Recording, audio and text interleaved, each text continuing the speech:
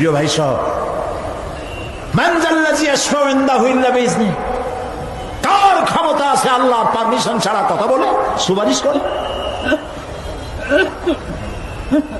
আল্লাহ রাব্বুল আলামিন সুপারিশ করার জন্য যাকে পারমিশন দিবেন আর যার জন্য দিবেন মাত্র সেই ব্যক্তি শুধু তার জন্যই সুপারিশ করতে পারবে, নিজের ইচ্ছা মতো কারোর জন্য সুপারিশ করতে পারবে না।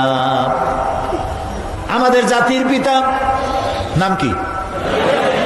সব সময় মনে রাখবেন, আদৌ ভুলবেন না। এই প্রশ্নে কোনো আপোষ নয়। জাতির পিতা কে?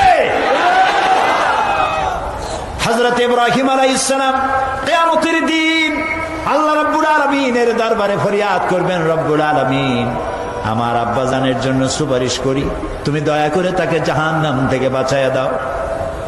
রব্বুল আলামিন বলবেন, ইব্রাহিম তোমার এই সুপারিশ মঞ্জুর হলো না। ইব্রাহিম আলাইহিস সালামের সুপারিশ মঞ্জুর হবে না। আল্লাহ তাআলা বলবেন, ইব্রাহিম আজর তোমার পিতা হতে পারে, কিন্তু আমার খলিলকে আগুনে